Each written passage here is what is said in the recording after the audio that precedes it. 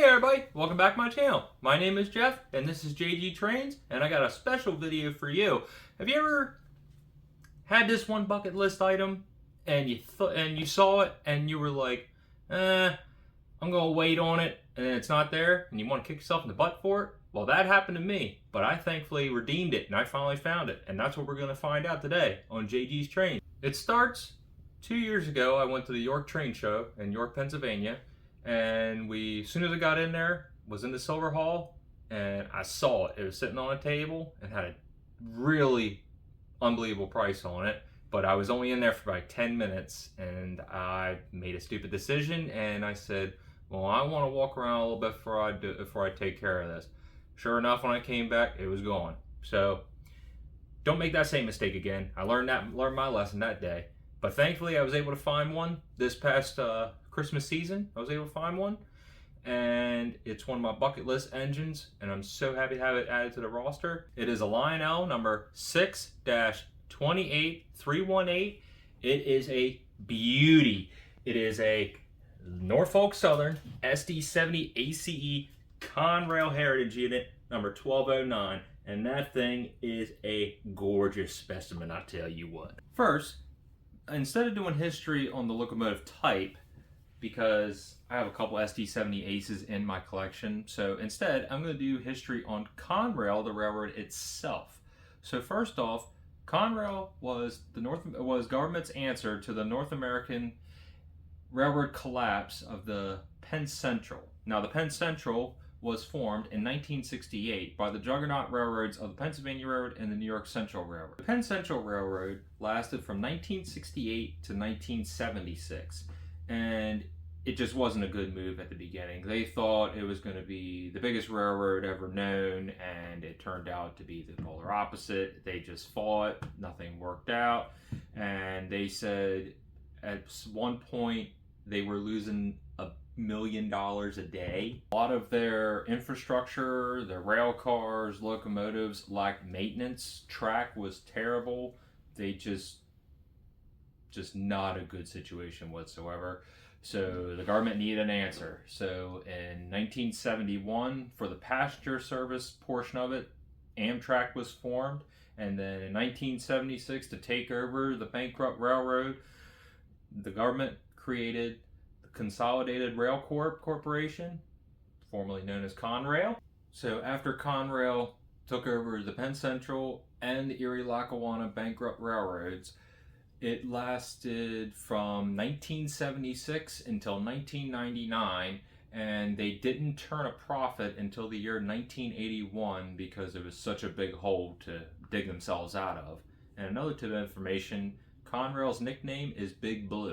To finish up the little short history of Conrail, in 1999, the final year of Conrail, it was taken over by two railroads, CSX Corporation and Norfolk Southern, with Norfolk Southern getting the bigger portion of the railroad's trackage. Even though Conrail is essentially not around anymore, it is missed fondly by a lot of people, and I mean, I just love the blue on Conrails. They're just so pretty. Now that we've gone over some brief history of Conrail, the railroad, now we're going to go over some details and some features on this locomotive. It was released in 2010 in the Lionel catalog. Even from 2010 standards, I know it seems like it's not that long ago, but it's been about 15 years now. This thing's full of detail. Of course, it has full legacy command system, legacy rail sounds. It's got oscillating ditch lights on the front, headlight, cab lights when not in motion, ground lights that are located right under here, operating front and rear coupler that you can use from the legacy remote, a fan-driven smoke unit. The controls for a locomotive are right underneath the intake shroud, which pops off like this it's held on with magnets. We have a volume remote, Odyssey on-off switch, run program switch when you're setting the locomotive in on your legacy remote. You have smoke on off and rail sounds right here, and the motor's right here. And then all you have to do is it's my magnets. It's a little finicky sometimes, and it just snaps right back on. The fan blades on top, they're all separately applied and they will move when air is blown into them. We have separately applied grab irons. We have safety chain, handrails, see-through vents right here, drainage holes in the steps. There's a lot of nice signage on this as well. I really like this and the gold right here, which is commemorative fleet with the Norfolk Southern logo right here. That's really, really nice. That's never had one like that. You have a nice gold stripe down the side here and up here. The truck side frames are really nicely detailed with add-on brake add-on, and also there's signage here on the side, which I don't think I have a locomotive with that on there, so that's really neat. And of course there's a lot of mold-in detail as well. And now we're going to go up towards the front of the locomotive. Down the side of the locomotive, we got a lot more of these little placard signage all over this. We have the beautiful Conrail quality logo right here in the center, and then it keeps going back with the Norfolk Southern logo right in the middle of it. I really like that. You got more of that gold striping with the dark blue with the light blue, and then the white stripe going down the side into that Conrail quality logo. You have up here, you have Let's Keep It Moving, a little more signage placards all here. We have NS, SD70 ACE in red, just like the old Conrail radio truck and the radio equipped lettering, which I always really like that. The big 1209, and then we got this beautiful logo right here with the horseshoe curve outline with the Penske keystone. I really like that. That's probably one of my favorite things on the whole paint scheme. But let's be real, the selling point is the paint scheme on this. It's gorgeous. We have movable inserts for the windows in the cab. Little shade piece right here. We have the sunshades added on here and here. We have the satellite and the radio communication box up top here. All right, let's fire up this beautiful locomotive with the Legacy remote.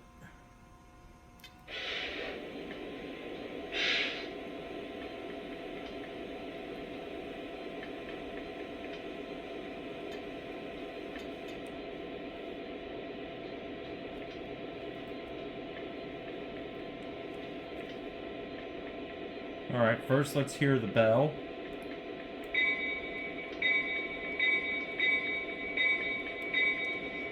This locomotive has one of my favorite horns, so let's give that a listen.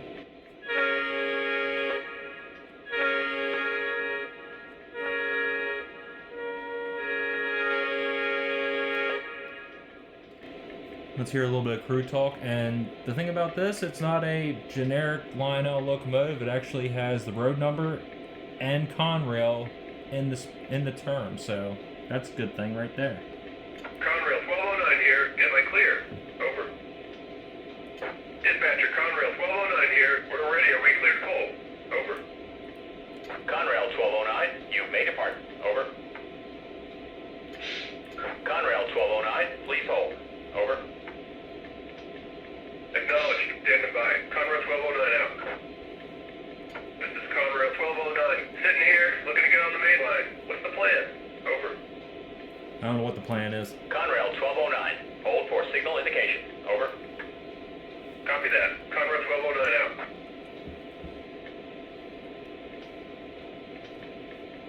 Alright, so now let me get my train hooked up, and I'll go over what the fleet is that we're carrying today. We're going to first fire the rear coupler. There we go.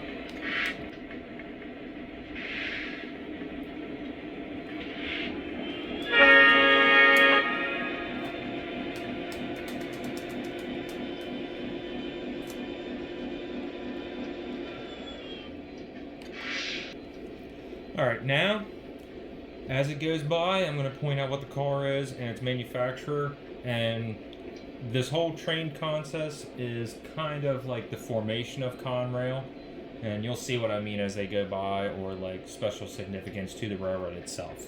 So let's get her going.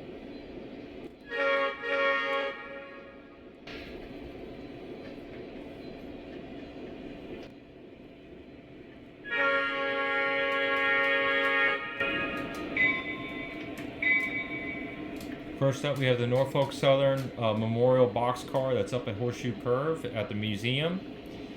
That's an MTH car. We have a Pacemaker Freight Service New York Central 3-bay hopper from MTH, a Pennsylvania tank car Premier from MTH. We have a Conrail 60-foot mail box car from MTH, really nice car. We got a New York Central 100-ton hopper from MTH. And the one car that's not MTH is this old K-Line Pennsylvania N5 caboose. And the reason why I made that contest up is we got a little bit of Pensy, we got a little bit of New York Central, which made Penn Central. Unfortunately, I don't have any Penn Central cars, but I also have the Conrail boxcar for Conrail and Norfolk Southern boxcar to commemorate the railroad that took over Conrail itself.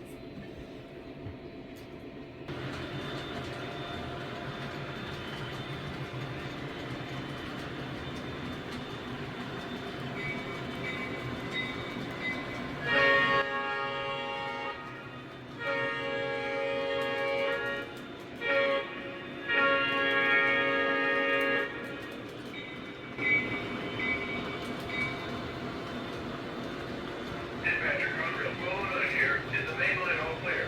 Over.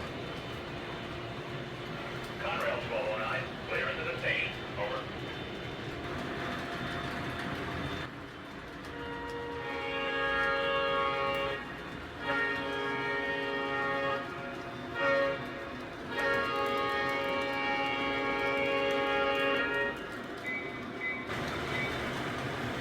Thank you much. Conrail 1209 out. Conrail 1209, clear into the station. Over. Thank you much. All clear inbound. Conrail 1209 out.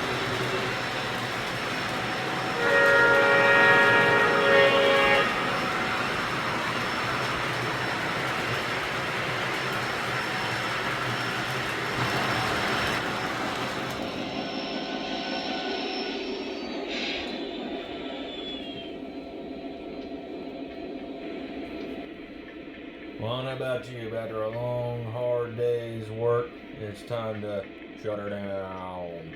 Dispatcher, Conrail 1209 here. Going off duty. Out.